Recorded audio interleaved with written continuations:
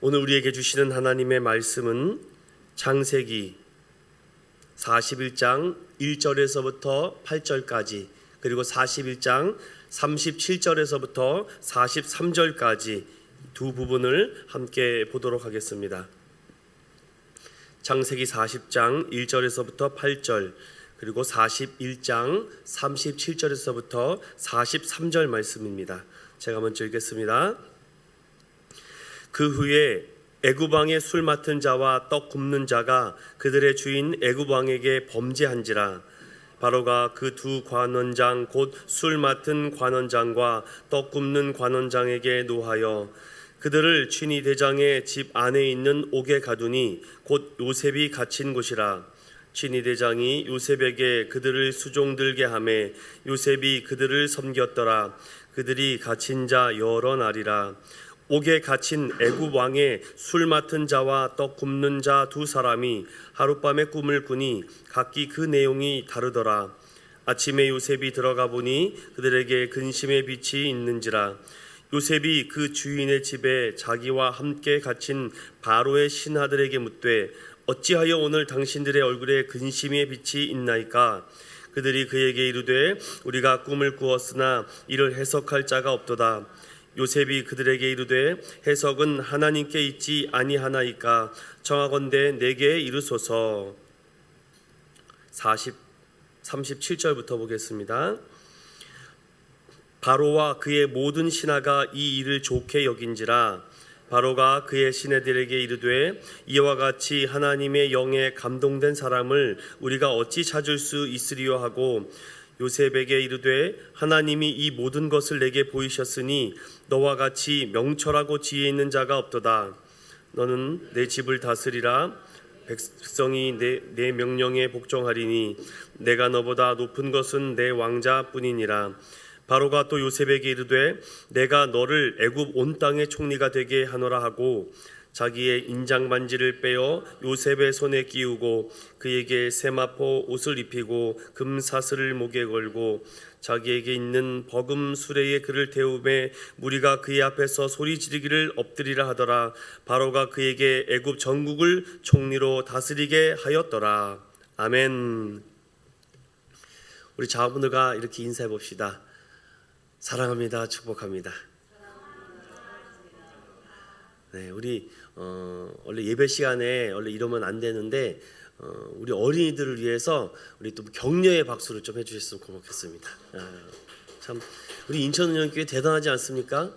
제가 어저께 한 권사님으로부터 전화를 받았습니다. 밤에 은천은행교회 대단한 것 같다고.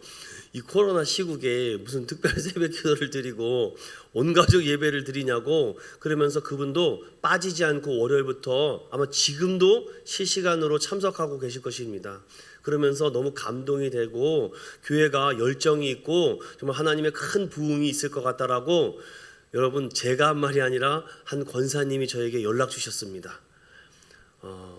그래서 이렇게 어린 자녀들이 이 새벽에 나온다는 거 여러분 절대 쉬운 게 아닙니다. 여러분 어느 교회를 가보십시오. 이렇게 나올 수 있는가. 특별히 우리 조선 집사님 축복합니다. 여러분 한 명도 아니고 두 명도 아니고 4명을 데리고 나온다는 거 정말 감동 아닙니까? 여러분 우리가 당사자가 되지 않으면 4명 데리고 온다는 거 쉽지 않습니다. 그럼에도 그 수고와 그 마음이 하나님이 기뻐 받으신 줄로 믿습니다. 시작은 참 우리가 연약하고 부족해 보여도 오늘 이 시간과 이때를 여러분 잊지 마십시오.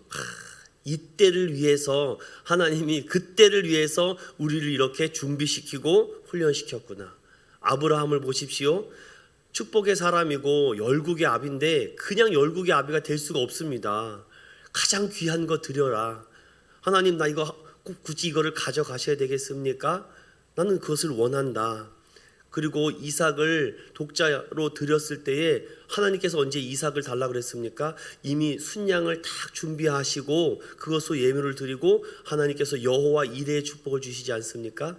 여러분 각 가정과 우리 자녀의 미래가 하나님이 붙잡고 계신 줄로 믿습니다.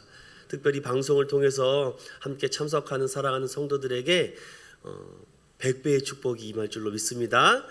우리 오늘 말씀 함께 또 은혜 나누겠습니다. 요셉의 이야기를 이 5일 동안 다 다루기는 어렵습니다. 그래서 핵심되는 얘기와 또 우리 어린 친구들과 자녀들에게 나눌 수 있는 주제를 가지고 제가 함께 살펴보고 있습니다. 함께 보겠습니다. 오늘 함께 말씀을 따라해 보겠습니다. 요셉의 흔적, 은혜, 이 주제를 가지고 함께 생각해 보겠습니다. 먼저 살펴볼 것은 요셉의 꿈과 삶의 흔적을 좀 돌아보고 싶습니다. 먼저 그의 꿈의 해석과 하나님에 대해서 먼저 제가 좀 말씀을 드리고 싶습니다. 여러분 최근에 꿈을 꾸신 분들 있으세요? 근데 그 꿈이 좋았던 것 같아요? 아니면 뭔가 이렇게 좀 기분이 안 좋았습니까? 여러분들 어떨 때는 꿈을 꾸다 보면 이것이 너무 생생해서 이 꿈에 대해서 누가 좀 이렇게 해석과 해몽을 좀 해줬으면 좋겠다라는 생각이 들 때가 있습니다. 그래서 그 꿈의 의미와 해석을 알고 무엇을 합니까? 로또를 사는 거죠. 로또를 사가지고서는 토요일 날까지 맞춰보는 거죠. 오늘날도 꿈에 대한 많은 서적들이 있습니다. 그런데 여러분 의학적으로 정신적으로 꿈에 대한 해석을 이렇게 말하는데 한번 들어보십시오. 꿈은 잠을 자는 중에 뇌의 일부가 깨어있는 상태에서 기억이나 정보를 무작위로 자동 재생하는 것이다. 여러분 어떻게 동의하십니까? 뇌가 한두 시간 깨어있다고 합니다. 그래서 그때 우리가 그 전날이나 그 전에 있었던 이런 여러 가지 사건과 사고들을 통해서 그 정보가 무작위로 자동 재생하는 게 꿈이다라는 정신분석학적인 책들의 글들이 있는데, 여러분 우리가 이제 그런 것은 잠시금 좀 내려놓고 성경의 어떤 꿈들은 예상치 못한 계시와 또 우리의 운명과 미래를 결정지을 때도 있었습니다. 또한 미래의 예언을 해준 말씀들도 있었습니다. 그래서 구약의 말씀들을 보면 항상 하나님께서 꿈과 환상과 계시로 말씀하신 부분들이 많이 등장하고 있습니다.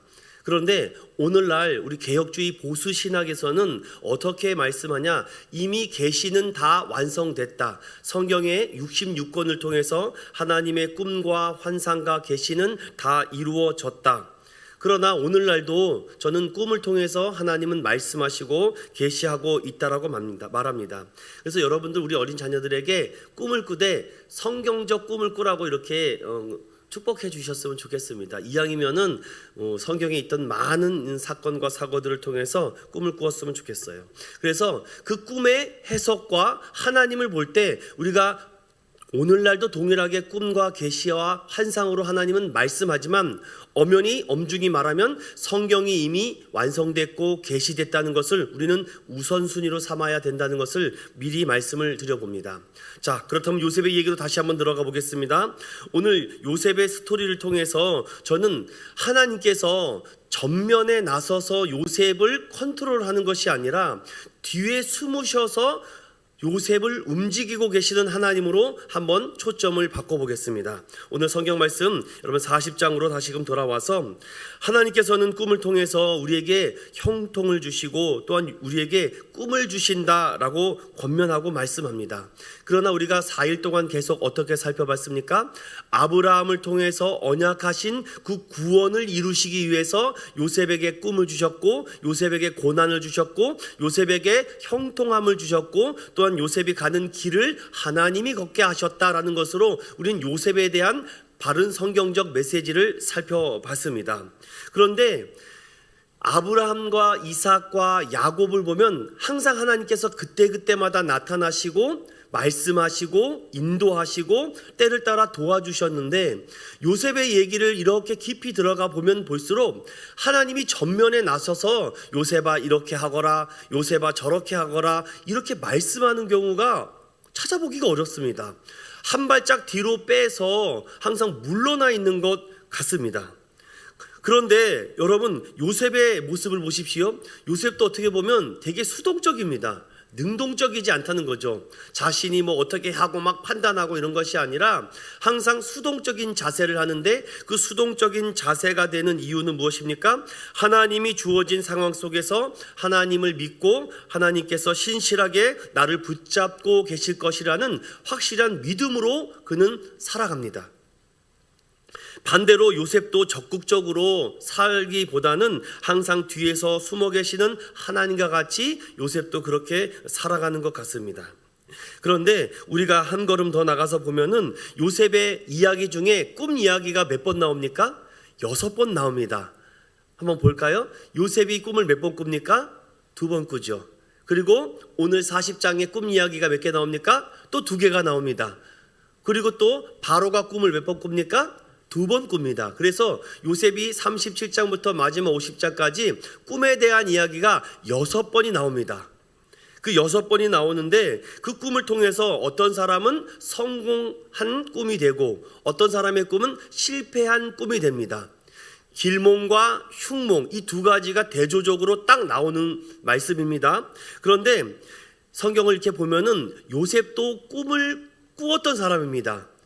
그런데 40장에서부터 들어오면서 요셉이 꿈을 꾸는 자에서 꿈을 해석하는 자로 갑자기 상황이 바뀌게 됩니다. 자, 여기서 이것을 잘 기억해 보십시오. 요셉은 이제 꿈을 꾸는 자에서 꿈을 푸는 자로 그의 삶의 흔적이 바뀌게 됩니다. 이런 흔적들이 왜 요셉의 삶에서 갑자기 이렇게 변하게 되는지, 그러면 말씀을 조금 더 깊이 들어가 보겠습니다. 10년 만에 나타나신 하나님의 흔적.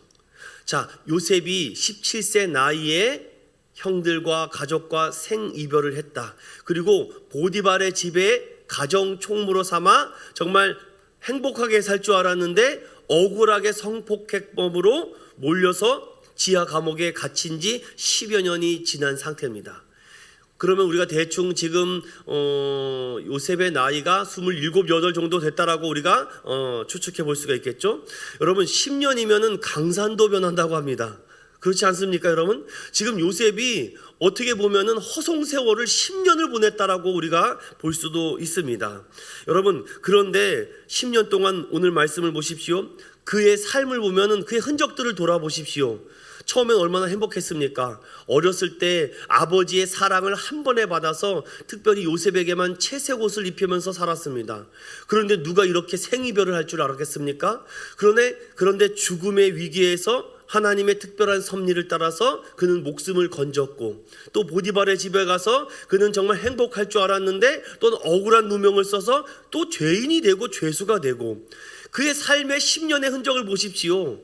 여러분, 요셉처럼 살아보고 싶으십니까? 저는 요셉처럼 살고 싶지 않습니다. 그냥 지금이 좋사오니 하나님 이대로 내버려 두십시오. 그 10년의 흔적을 보면은 우리가 굳이 그렇게 살고 싶은 마음이 없습니다. 저는 이 말씀을 묵상하는데 하나의 깨달음을 찾게 됐습니다. 목회를 하다 보니까 다른 차원에서 10년 동안 믿음 생활을 한 성도들이 있습니다. 10년 이상 된 성도들도 있죠. 그런데 그 성도들의 삶에 아무런 변화가 없는 사람들이 있습니다.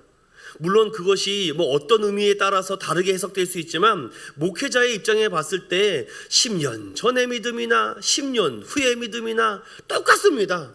그런데 좀 아쉬운 마음이 있습니다. 10년 전의 믿음이 요 정도 됐으면은 10년 후의 믿음은 뭔가 조금 더 좀 높아졌으면 좋겠는데, 그때 믿음이나 지금 믿음이나 더 여러분들 생생하게 한번 들려드릴까요? 그때 1,000원 한 헌금이 10년이 지나도 1,000원 하고 있습니다. 여러분, 제 말이 이해가 되십니까? 지금 무슨 말을 하는지. 믿음에 이런 진보가 있어야 되고 또한 믿음의 성장이 있어야 되는데 아무런 변화가 없다는 거. 여러분, 10년의 세월을 그렇게 보냈다는 것은 뭔가 무의미할 수도 있습니다. 아니면 하나님께서 아무런 변화를 주시지 않았던 것도 있고. 여러분, 그럼 요셉의 입장으로 다시 들어가 보겠습니다. 요셉은 우리가 볼 때 10년 동안 신분의 변화가 아무것도 없습니다. 그는 아직도 노예고 이방인이고 죄수고 죄인입니다. 그리고 그는 오늘날로 말하면은 아직 누명을 벗기지 못한 사람입니다. 우리의 육신의 눈으로 볼 때는 그에게 삶에 아무런 변화의 흔적이 없습니다. 10년의 세월을 그렇게 보냈다는 것은 뭔가 무의미할 수도 있습니다. 아니면 하나님께서 아무런 변화를 주시지 않았던 것도 있고. 여러분, 그럼 요셉의 입장으로 다시 들어가 보겠습니다. 요셉은 우리가 볼 때 10년 동안 신분의 변화가 아무것도 없습니다. 그는 아직도 노예고 이방인이고 죄수고 죄인입니다. 그리고 그는 오늘날로 말하면은 아직 누명을 벗기지 못한 사람입니다. 우리의 육신의 눈으로 볼 때는 그에게 삶에 아무런 변화의 흔적이 없습니다. 여러분 그렇게 동의하십니까? 요셉을 보십시오. 아무런 변화가 없습니다. 그런데 육신의 눈으로 보지 못한 하나님의 눈으로 볼 때 요셉의 10년의 흔적 가운데 하나님의 흔적들이 나타나기 시작합니다. 그 첫 번째 흔적이 우리는 여호와께서 요셉과 함께 했다라는 흔적으로 우리는 살펴볼 수 있습니다. 그런데 우리 요셉과 우리 육신의 눈으로 볼 때는 아무런 변화가 없습니다. 정말 자포자기하고 싶지 않아요? 그런데 여러분 보십시오. 40장에 들어오면서 꿈꾸던 자에서 꿈 해석자로 바뀌며 갑자기 상황이 바뀝니다. 무슨 연유인지 모르겠지만 바로왕의 최측근에 있던 술 맡은 자와 떡 굽는 자가 갑자기 범죄해서 자신이 있는 감옥으로 오게 됩니다. 그래서 한 학자는 이 요셉이 갇혔던 이 감옥이 정치범을 전문적으로 수용하는 감옥이다라고 말합니다. 그런데 여러분 시편 105편에 보면요, 여러분 오늘 조금 시간이 좀 가겠지만 중요한 부분이기 때문에 한번 여러분들 살펴보겠습니다. 시편 105편을 한번 열어보십시오.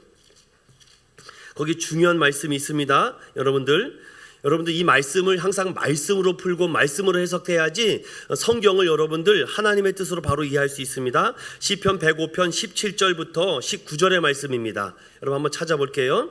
시편 105편 17절에서 19절입니다. 그 요셉의 상황이 기록되어 있습니다. 시작. 그가 한 사람을 앞세 보내셨으며 요셉이 종으로 팔렸도다. 그의 발은 착고를 차고 그의 몸은 쇠사슬에 매였으니 곧 여호와의 말씀이 은하할 때까지라. 그의 말씀이 그를 단련하였도다. 제가 이 상황을 다시 한번 제가 모션으로 해볼까요? 요셉이 감옥에 들어갔는데 그 감옥이 우리가 생각하는 무슨 1인 독방이 아닙니다. 여러분 착고에 채워졌다라는 말씀 이해하세요? 우리가 이렇게 쇠사슬로 몸을 꽁꽁 묶지 않습니까? 착고라는 것은 여러분 우리 새벽에 별일 얘기를 다 하네. 가랭이라고 하죠. 이게 다리입니다. 왼쪽 발, 오른쪽 발인데 착고는 이렇게 네모나게 탄 판자에다가 구멍을 뚫습니다. 이렇게 구멍을 뚫고 다리를 여기다 집어넣고 여기다 집어넣습니다. 옛날에 우리 춘향이가 칼을 쓰듯이 다리에다가 이렇게 하면은 밤새도록 이러고 있어야 됩니다. 그러니까 얼마나 사지가 찢어지는 고통을 당하겠습니까? 요셉이 지금 감옥에서 그런 환난을 당하고 있습니다. 그런데 시편 105편에는 너무나도 중요한 말씀을 하고 있는데 여러분 이 새벽에 이 말씀을 조금 붙잡으면서 나아갔으면 좋겠습니다. 어떤 말씀을 지금 하고 있습니까? 시편 105편에 곧 여호와의 말씀이 어떨 때까지? 응할 때까지, 때가 찰 때까지, 요셉이 하나님께서 됐다라고 하는 그때까지 어떻게 합니까? 그의 말씀이 그를 단련합니다. 사랑하는 여러분, 우리가 요셉과 같이 착고에 차는 이런 극심한 고통은 당하지 않습니다. 그런데 요셉은 여러분 그 10여 년 세월을 착고를 매일 밤마다 차고 있고 쇠사슬을 몸에 꽁꽁 매고 있고 습하고 더럽고 냄새나고 추하고 정말 온갖 냄새, 정말 오물 냄새, 정말 막 쓰레기 냄새 상상을 해보십시오. 여러분들 10여 년 여러분 참을 수 있겠습니까?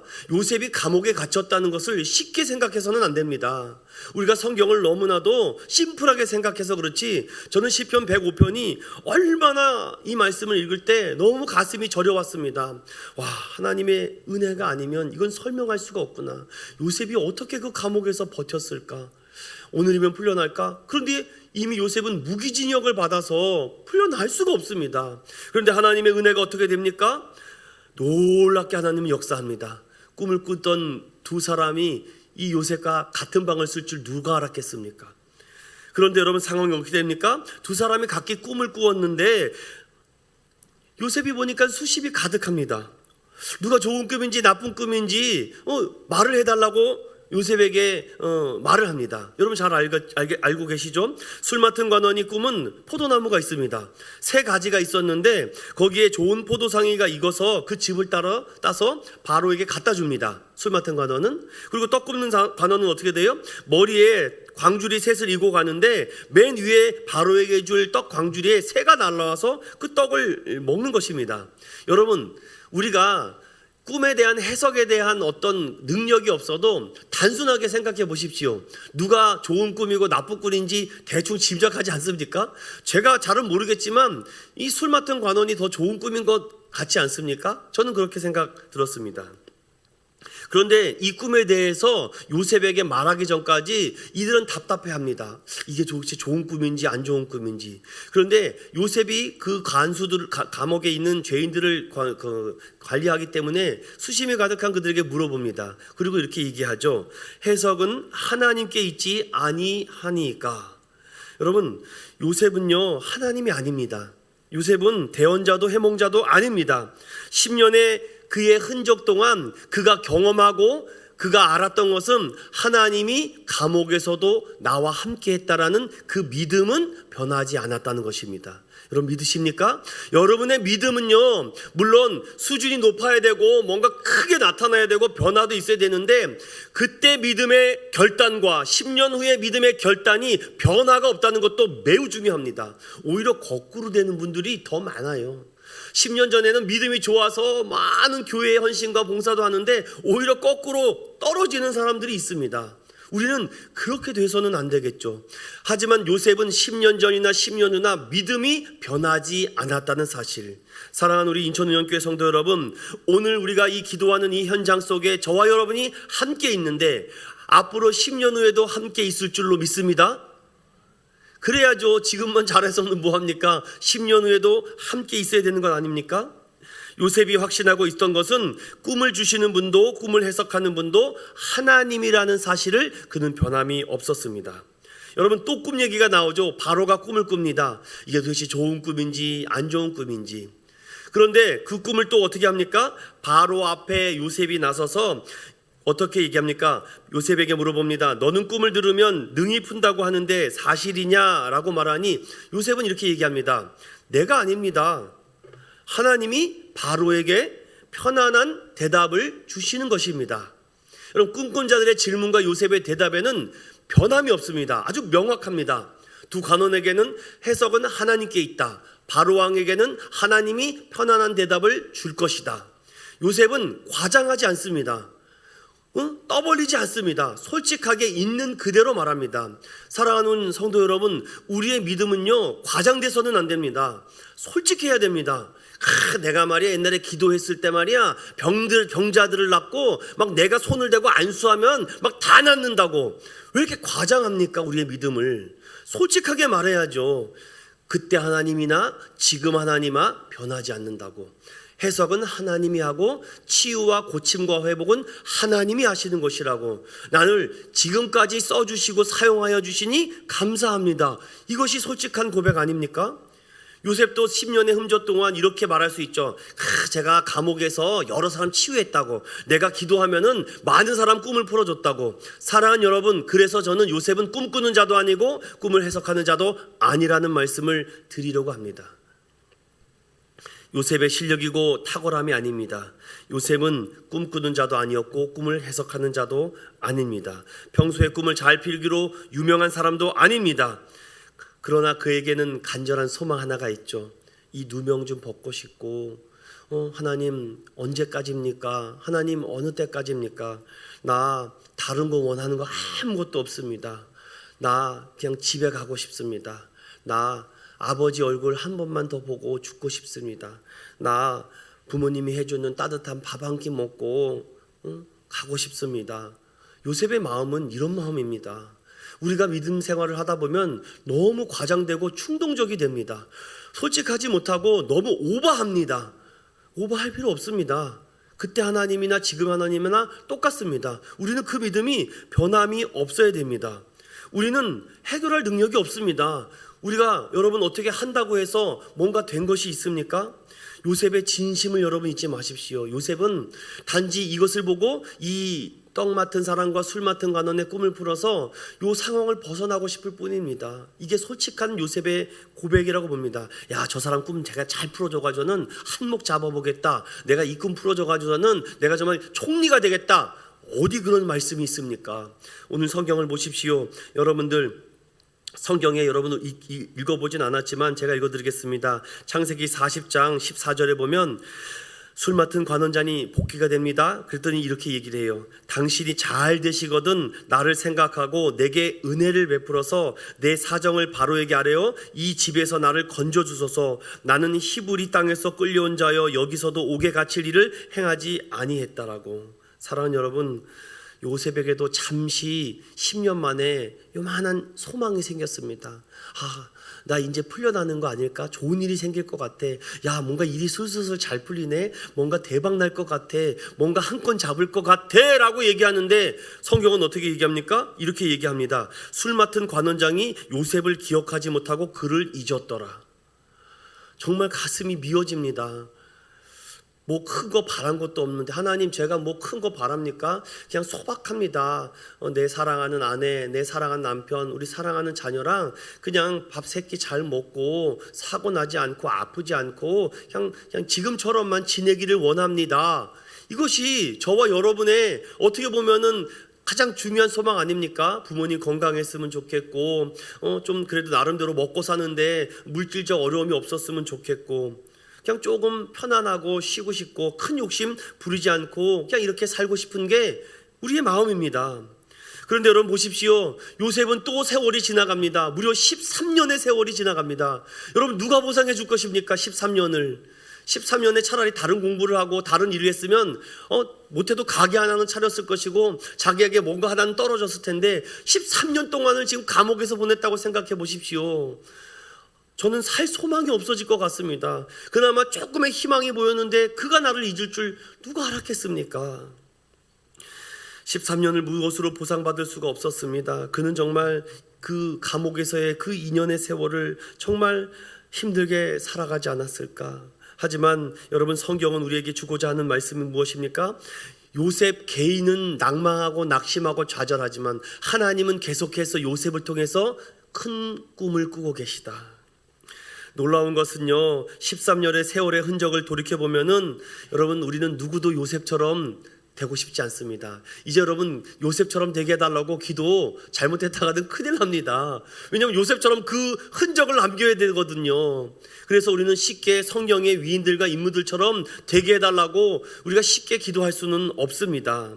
여러분, 그러나 이 기가 막힌 상황을 이해하는 방법은 단 하나밖에 없습니다. 13년을 어떻게 보상받습니까? 저는 단 하나로, 하나님의 은혜로 보상받습니다.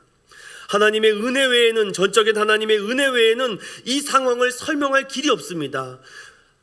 결국은 요셉이 13년의 흔적 뒤에는 하나님이 숨어 계셔서 하나님의 흔적으로 채워가고 있었다는 사실.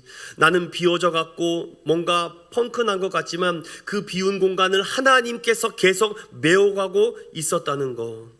사랑하는 여러분, 저와 여러분의 삶의 흔적을 돌아보십시오. 여러분들, 하나님의 은혜가 더 많았습니까? 아니면은 다른 것이 더 많았습니까? 아무리 봐도 우리는 과장할 필요 없습니다. 하나님의 은혜가 더 많았습니다. 모든 것은 하나님의 꿈이며 하나님의 은혜라고 말씀드릴 수 있습니다. 마지막 날이라서 제 간증을 잠깐 드리고 싶습니다. 솔직히 저 역시도 보면은 참 집안에 무슨 내력이 좋고 뭐 재력이 많아서 무슨 제가 아이디어가 특출나고 머리가 좋아서 남들이 따라올 수 없는 어떤 실력과 능력을 가져서 이 자리에 있는 것이 아니라 하나님께서 제가 계획하고 뜻한 거 하나도 이뤄주시지 않았습니다. 나는 이렇게 됐으면 좋겠고 저렇게 됐으면 좋겠고, 저는 비즈니스를 해서 큰 기업가가 되는 게 꿈이었습니다. 하나님, 나에게 재물 얻는 능력을 줘서 좀 이 돈에 좀 굴복당하지 않게 해달라고. 정말 나도 돈을 많이 벌어서 미셔너리가 되고 싶다고. 정말 수석 장로가 돼서 목사님 교회하고 일하시는데 정말 골드카드 줘가지고선 목사님 마음대로 쓰십시오. 제가 하나님의 일과 하나님의 사업에 적극적으로 내가 투자하고 헌신하겠다. 전 이런 꿈을 20대 꿈었던 사람입니다. 그래서 일찌감치 제가 일을 했고 사업을 하려고 꿈을 꾸었던 사람인데, 하나님이 그 10년의 세월을 보면은 20살부터 결혼하고 나서 30살 이 10년 동안 보면은 그 흔적을 돌아보면 제 뜻대로 된 게 아무것도 없습니다. 그런데 그것을 은혜라는 것으로 딱 놓고 보면 이게 해석이 됩니다. 그리고 제가 지금까지 걸어온 것 아니겠습니까? 사랑하는 여러분, 지난날 돌아보면은 제가 목사로 세워질 만한 실력과 능력도 없습니다. 재능도 없고 말주변이 좋은 것도 아니고 말을 잘하는 것도 아니고 정말 머리가 좋아서 성경을 다 암기하는 것도 아니고 정말 학벌이 좋은 것도 아니고 가방끈이 큰 것도 아닙니다. 더욱이 제가 10년 동안 얼마나 하나님이 원치 않는 죄를 많이 졌고 얼마나 불결하고 부정한 일을 많이 했는데도 불구하고 하나님은 저를 목회자라는 사람으로 사용해 줬다는 거, 이거 은혜가 아니고는 어떻게 설명하겠습니까? 이거는 사람의 눈으로 봤을 땐 차라리 저렇게 깨끗하고 정직하고 성직하고 저런 사람을 목회자로 써야지 어떻게 저런 사람을 목사로 쓰는지. 그런데 하나님의 은혜라는 것으로 갖다 놓고 보면 이게 설명이 되고 해석이 됩니다. 사랑하는 여러분, 하나님이 보이지 않을 뿐이지 하나님은 항상 나와 함께 하셨고 언제나 어디서나 하나님의 흔적의 손길이 더 많았기에 오늘날 나를 돌아보면 하나님의 은혜였다고 생각합니다. 사랑하는 여러분, 무슨 일 때문에 답답하시고 혼란스럽습니까? 그런 모습 중에도 주님은 우리와 함께 하시고 가만히 돌아보면 우리가 할 수 있었던 것보다 하지 못한 것이 더 하나님의 은혜였다라는 것입니다. 사랑하는 여러분, 우리 하나님께서는요, 우리 교회와 여러분과 우리 자녀들에게 대해서 놀라운 하나님의 계획을 갖고 계신 줄로 믿습니다. 우리가 모를 뿐이며 항상 안전하고 우리는 좋은 길로 가기를 원할 뿐이지, 하지만 하나님의 계획과 뜻이 이 길이라면 우리는 순종하는 모습이 필요합니다. 제가 끝으로 이런 말씀을 드리고 마무리하려고 합니다. 무명자의 기도가 있는데 참 이 기도가 저에게 많이 도전이 됩니다. 제가 말씀드리면 그 기도가 이런 기도입니다. 나는 가장 많은 축복을 받은 사람입니다. 큰 일을 이루기 위해 힘을 주십사 하나님께 기도했더니 겸손을 배우라고 연약함을 주셨습니다. 많은 일을 해낼 수 있는 건강을 구했는데 보다 가치 있는 일을 하라고 병을 주셨습니다. 행복해지고 싶어 부유함을 구했더니 지혜로워지라고 가난을 주셨습니다. 세상 사람들의 칭찬을 받고자 성공을 구했더니 뽐내지 말라고 실패를 주셨습니다. 삶을 누릴 수 있게 모든 걸 갖게 해달라고 기도했더니 모든 걸 누릴 수 있는 삶 그 자체를 선물로 주셨습니다. 구한 것 하나도 주시지 않았지만 내 소원 모두 들어주셨습니다. 나는 가장 많은 축복을 받은 사람입니다. 사랑하는 여러분, 우리가 얼마나 많은 축복을 받고 그 흔적을 돌아보면 하나님의 은혜였습니다. 여러분, 우리 인천은연교회도 지금까지 온 거 하나님의 은혜였습니다. 은혜가 아니고는 설명할 길이 없습니다. 비록 보이지 않지만 하지만 그 넘어보면은 또 하나님의 더 큰 축복이 있습니다. 한 장의 사진을 여러분에게 보여드릴 텐데, 여러분들, 저는 이 사진을 볼 때마다 우리 부모님이 나를 위해서 이렇게 기도해 주셨겠구나. 나의 사랑하는 모든 사람들이 나를 위해서 이렇게 기도해 주셨겠구나. 이게 여러분들 100년 전에 한 어머니가 아이를 들쳐업고 교회에서 기도원에서 집회를 하고 사경회를 한다고 해서 뭐 어린애들이 뭘 압니까? 졸리지, 떼를 쓰지, 울고불고 하는데 이 어머니가 남겨줄 수 있는 재산이 있습니까? 남겨줄 수 있는 무엇이 있습니까? 건강이 있습니까? 사랑하는 아들아 딸아, 내가 너에게 줄 수 있는 건 하나님의 꿈밖에 없다. 내가 너에게 남겨줄 수 있는 유산은 믿음 외에는 없다. 이 어머니가 마룻바닥에서 무릎을 꿇고 기도하는 모습 보십시오. 여러분, 이 사진이 저는 너무 감동이 됩니다. 이거 말고도 다른 사진들이 많이 있는데 이 어머니의 기도, 이 아버지의 기도, 하나님의 놀랍고 위대한 일을 누군가와 함께 하시지 않습니까? 그러나 그냥 되지 않습니다.